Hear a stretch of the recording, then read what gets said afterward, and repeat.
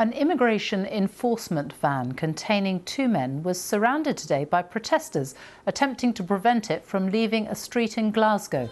Some of the protesters were heard shouting, "Let our neighbours go."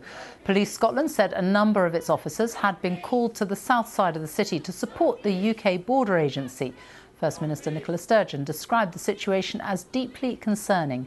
Tonight, the two men have been released. Well, Scotland's First Minister Nicola Sturgeon has told the Scottish Parliament that the new variant of the virus has caused renewed concern about the pandemic and is why such tough restrictions are needed. Our correspondent Alexandra Mackenzie has been listening to the First Minister. What more did Nicola Sturgeon say? Well, the First Minister is leading First Minister's questions at the moment, but before that got underway properly, she did have to issue an apology. A photograph had appeared of her in the Scottish Sun this morning at a funeral wake without wearing a face covering.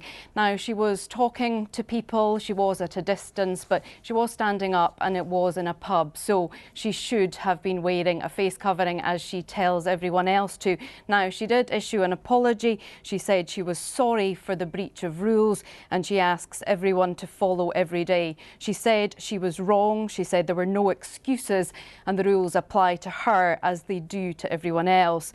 Now, before drawing a line under it, she said that with an enormous amount of humility, she wanted to remind people how important it was to wear face coverings. Now, after that, a line was drawn under it and they moved on to other business.